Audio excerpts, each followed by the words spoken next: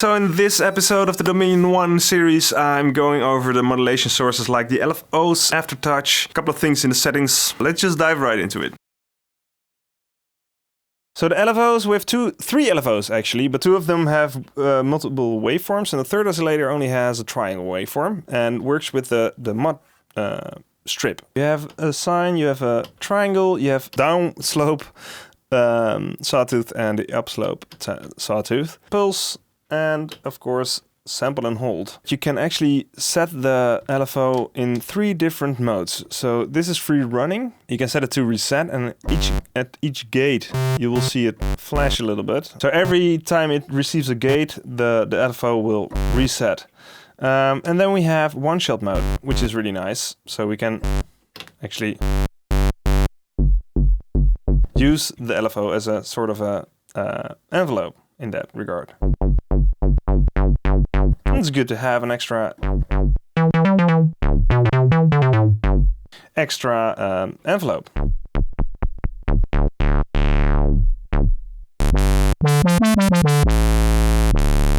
And then we have key follow. So that's also very nice. It will adjust the speed at which the LFO will run at, depending on how high you are playing on the keyboard. So the cool thing about that is that I think the LFO in standard mode will go to about 100 Hz. And when you put it on key follow and you play at the highest registers by holding shift and then pressing this one, it will be 24 semitones upwards, the keypad. It will actually go as high as 1.2 kilohertz. So that is really nice. And I can demonstrate this.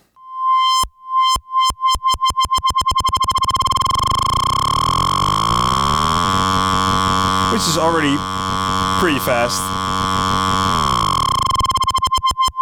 And then when we set key follow, you have 50% and 100%. Let's put it to 100%. It will go.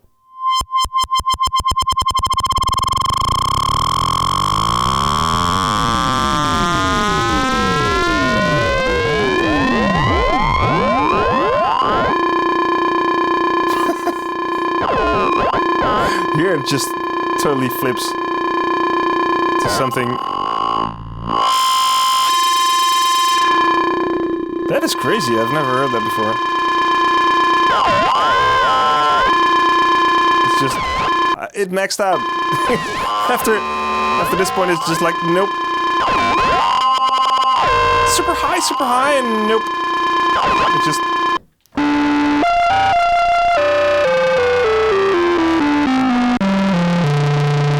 So yeah, as you can see, that's.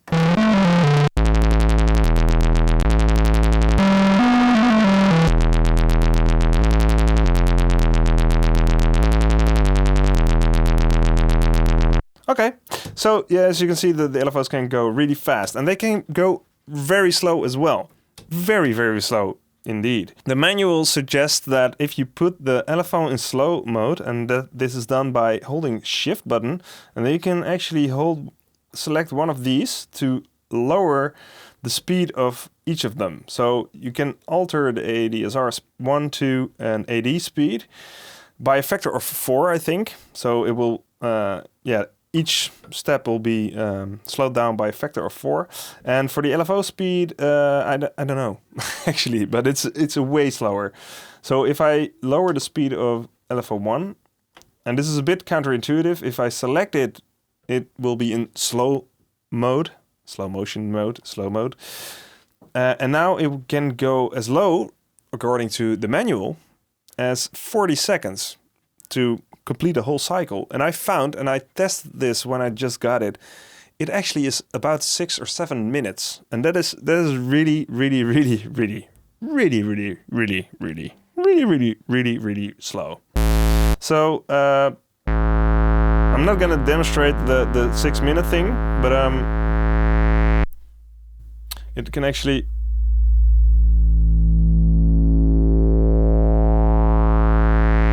So this is already pretty slow, and if I put it on max, you can already hear that it's not as fast as it was when I put it in. See? Fast mode, slow mode, fast mode, slow mode. So that's really nice. You can get some really long evolving stuff going if you want. So great LFOs, and you get 2 of them. And the third one is pretty basic. It just has a triangle. You can also modulate the VCF with this one. So you get actually, and that's the cool thing about this, is that you get an extra LFO to alter the filter cutoff. So it can actually have 2 LFOs modulating the cutoff at the same time, while also having it modulating the cutoff with the envelope one. Or there's multiple options, and then I can also use the patch cables with an attenuator like this by Coma to modulate the cutoff even more. So let's add some extra modulation.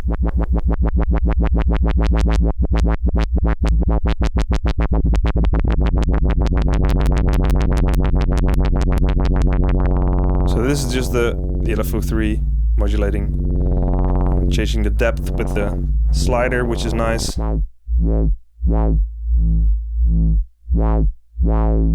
And if I put it all the way down, it will just act like a normal modulation wheel, so to speak.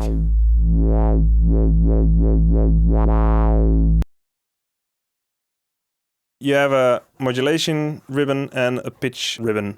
Now, a lot of people prefer wheels, and I get that.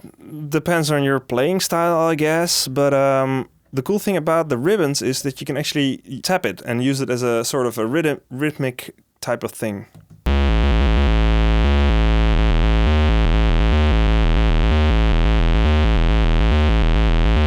You can't do that with the wheel, so that's one thing I really like about this. Of course, you have the same options as the mod wheel, and you can modulate VCO, which means all the pitch of every oscillator at the same time.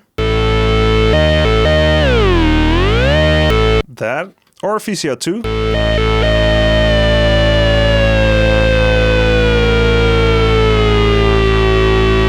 Or VCO3.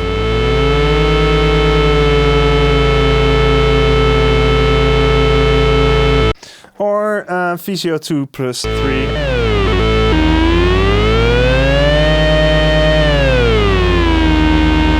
Cool. Or VCF.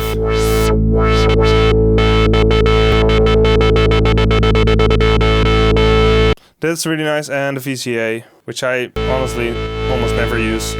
Another cool thing is that you can actually change the pitch range. So this also can be used as sort of a modulation source. So let's... now I can change the pitch range. Now I can change the pitch range.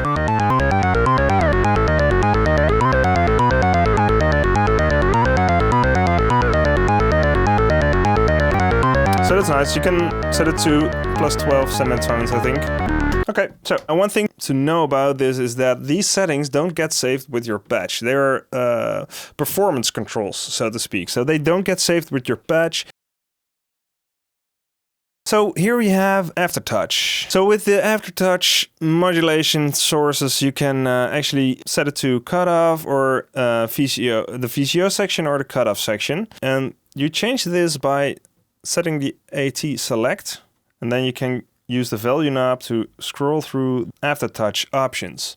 It starts with all, and the way to select it is you scroll to the modulation source, the thing you want to modulate with the Aftertouch, and hit enter. And now you can hear.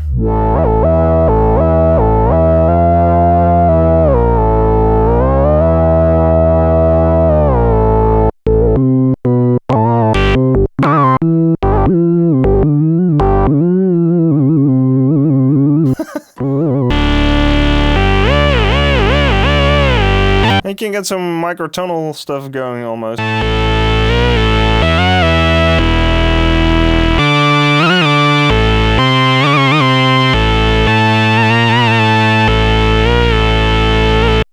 Okay, so that's nice. And then you get the first oscillator, second oscillator.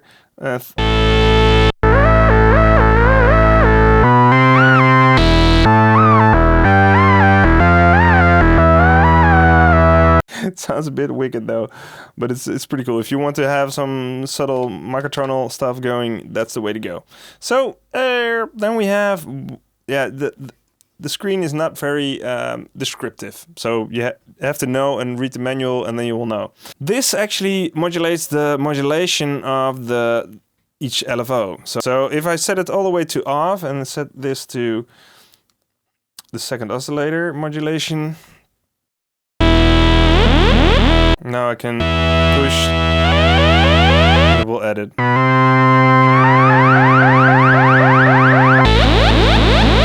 We can do that with pulse width modulation as well, of course.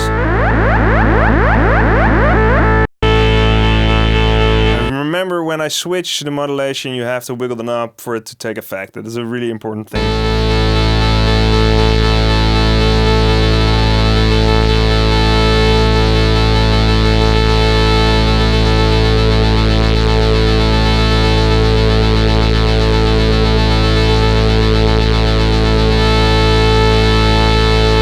If I set it to AA, 0AA, it will do it for all the oscillators.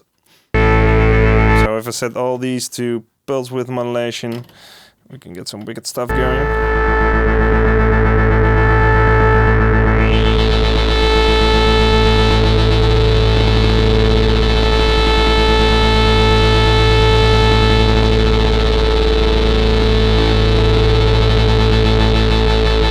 Then we go to the cutoff, Aftertouch to cutoff, and Aftertouch to the modulation of the cutoff. So let's do it.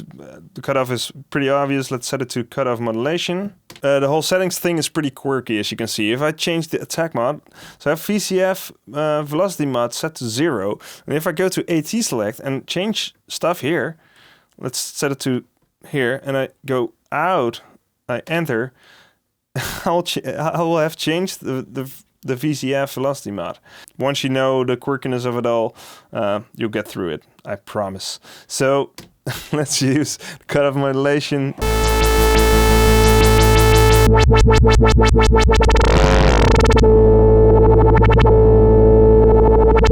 So now LFO 1 is modulating the cutoff, and I'm pressing the key harder to edit with Aftertouch.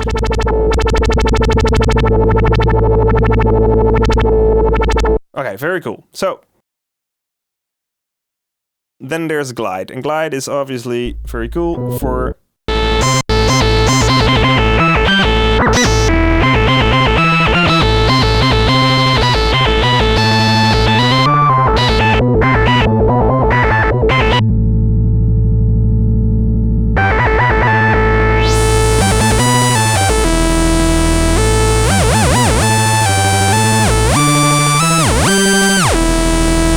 So that's the glide, and if we go to the settings here, this is the settings knob, and we go to glide, you get a couple of options, like this one. I can't even remember what it is. Not very descriptive at all, but I remember. So in the first setting, it will glide according to the glide setting, and on the second option, it will glide relative to the distance between the keys. At the second option, you can use standard, so it will always glide, or legato, and we will only glide when you already held a knob. And this is the curve, actually. So this is logarithmic, linear, and exponential. And I think exponential most of the time sounds quite nice. So if you enjoyed that episode, hit subscribe, and the next episode is right here. And in that episode, I'm going over multiple things. I'm going to show you how the Dominion sounds with delay and reverb, and show the arpeggiator and velocity mods, and also my final thoughts on the machine. So yeah, just click here.